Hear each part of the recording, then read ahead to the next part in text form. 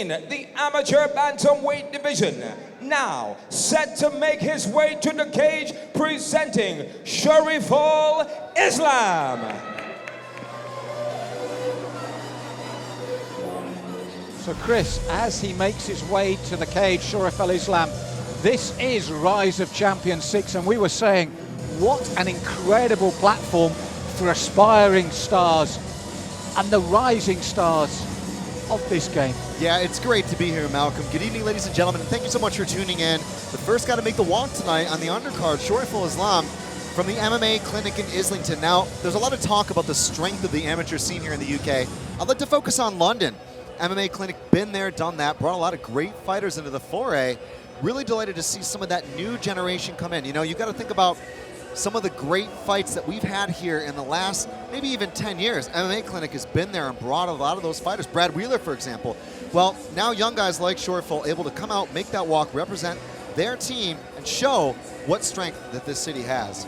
Well, you mentioned the man, Chris, Brad Wheeler there, just giving final words of instruction to SHORIFUL. We must stress this is his debut here tonight. What a show to make your debut on. And as you mentioned, the new rising young stars, 22 years of age, and when you look through this card, you've got 22, 19, what a showcase. And again, as you said, the MMA clinic really making their way. And you mentioned great gyms. One of the things SHORIFUL said pre-fight was he's very confident in his all-round ability, boxing and BJJ. Yeah, you bet. And also, moreover, the strength of sense that his team and coaching staff bring. And now, set to make his way to the cage, presenting AHMET KANGAL.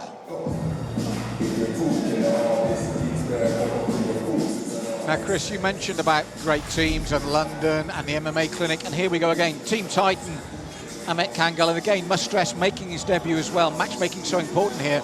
But we talk about two debutants, but look at the camps. Yeah, you bet. Team Titan. I love the fact that we're able to see these guys come in and make their debut so early as well. I mean, KANGAL, younger than Islam, came in, weighed a little bit lighter as well. This was a 64 kilogram catchweight affair, and both guys came in underneath that limit, started at Team Titan, came into MMA, and I think that that's important. It's not like he was coming in from a karate background or some traditional martial arts without the complete understanding of everything that's important in MMA. I think that could be a factor here tonight. Didn't know a whole lot about his opponent, but he said, look, it's great to be out here for ROC to make my debut. That's right, Chris. I think, you know, both of the young men basically said their opponent wasn't the thing. I think for them, as you said, it's making this debut on a big stage and advancing their own career. There's no need to get in an involvement that we see on the big stage with your opponent. At this level, it's all about yourself, and quite rightly so. Yeah, you bet. Tried to make that first step, trying to make that initial entry into a budding young career. KANGAL is in the cage. Let's go back to Buddy Johnson. Rise of Champions, number 6, here set for 3 3-minute rounds in the amateur bantamweight division. Rise of Champions brought to you by the Muff Liquor Company. Now, first we introduce the blue corner. He stands about 5 feet 8 inches tall and weighed in officially at 138.5 pounds. His debut as an amateur, he fights out of MMA Clinic, presenting SHORIFUL Islam. And across the cage in the right corner, at 5 feet 6 inches tall, he weighed in officially at 138 pounds even. Also making his debut tonight, he fights out of Team Titan, presenting AHMET KANGAL. When the action begins, your referee in charge, Daniel Mobahedi.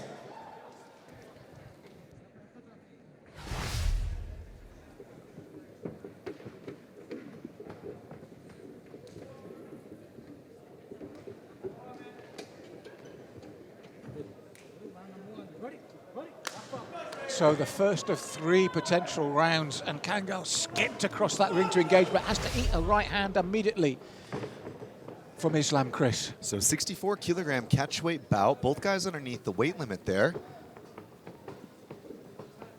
KANGAL in the red corner, Islam in the blue. And as you can see, Islam slightly the taller. He's actually 2 inches taller, but nice movement there from KANGAL and targeting that leg as he dipped low. It's a dangerous tactic with the tools in MMA, but a lively start. This is the thing that we talked about in the walkouts. I love the fact that we get to see both guys who have started training in martial arts for MMA. So some risky footwork and some really unorthodox head movement and kicks and loading up on power from KANGAL, but it works. Because he's not only got these tricks, but he's kind of learned to adapt it when you do have to worry about grappling, when you do have to worry about the takedown, when you do have to take into consideration the fence. That's a good point, Chris. You talk about, as you said, just coming straight into MMA rather than other arts. One of the things that a good boxer or kickboxer has to suddenly adapt to is the range of your feet, the footwork. Boxing, we say for MMA, as you said, these two fresh in the one art. And I like your term, I really believe the unorthodox punching, but KANGAL used his height and reach well there, Chris. Yeah, great stuff there. Islam, though, connects with a knee. Both guys finding their mark. Man, this one going really quickly from 0 to 100. I love it. Both guys are taking risks, but it's quite elegant as well. Well, I was just talking about the movement of KANGAL, and Islam almost put him in his place then when he refired back.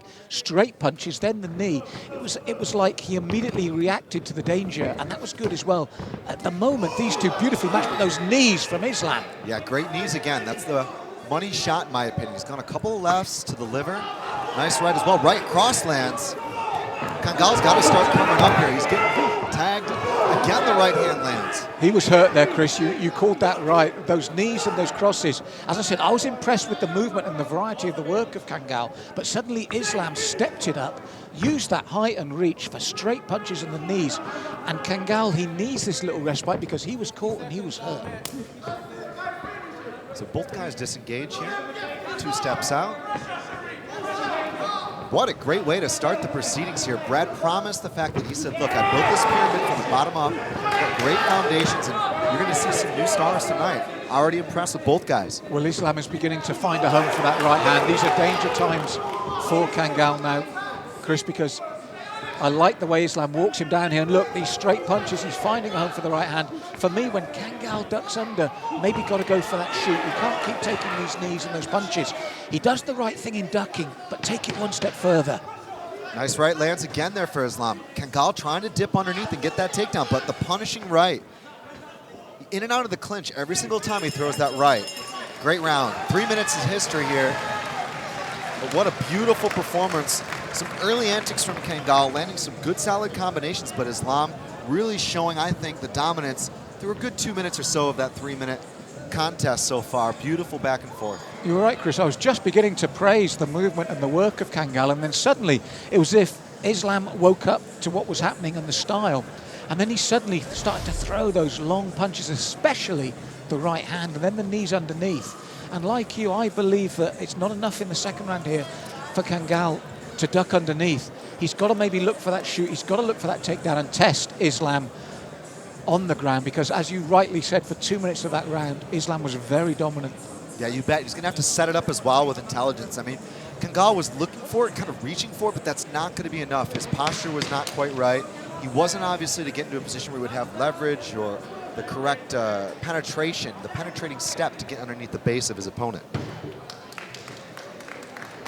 But when you're a debutant, the key for me is getting back to your cornermen at the end of that first round. Whatever else has happened, he's still there. This is still a match, and he can learn from that opening round. Touch of gloves, 2 of 3.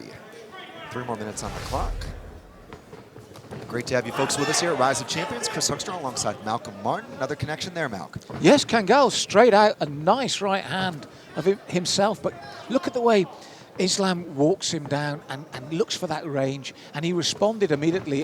That's what I was after. This is better from KANGAL. Let's see if he can capitalize on it. Yeah, stole the words right out of my mouth, Malcolm. It was all about the setup, and he was able there to pump that jab a couple of times. KANGAL then getting the level change, and it's all about that penetrating step. It's all about getting in deep enough underneath the base of your opponent and getting that takedown. But he got put into a position where he was with one arm in between the legs of his opponent. Triangle territory here, Malcolm. It's not quite on yet, but now it is. Readjust the figure 4, goes from one side to the opposite. Now we'll get that leverage and turn the corner. This should be the end of the fight. Yes, it was a shame for KANGAL, but great adjustment from Islam. And this is over, as you rightly called. Chris Hoekstra calls it again. The adjustment was made by KANGAL, but what I loved, exactly like he did in the first round, Islam made that adjustment as well, Chris. Yeah, amazing stuff. He must have known that takedown was going to come. I mean, as you said, Malk, in between the rounds, if I'm in the corner of KANGAL, I'm saying set that takedown up, and he did it. The mistake, he made the takedown, and he got put into a precarious position. Well, I was impressed with both of them, but for me, Islam, not just because he won, but the way in his debut he adapted constantly. KANGAL gave him a torrid opening 30 seconds, he adapted. KANGAL came out, took him down at the opening 30 seconds of the second round. He tapped him. And this is what we said about Rise of Champions. There's a young star in the making there. Yeah, you bet. Both guys got a bright future indeed. There's no doubt KANGAL is going to learn from this one, but Islam gets the last laugh tonight by a triangle choke. Ladies and gentlemen, our referee called a stoppage to this bout at 1 minute 1 second into round number 2, declaring a winner by submission with a triangle choke in the blue corner, SHORIFUL Islam.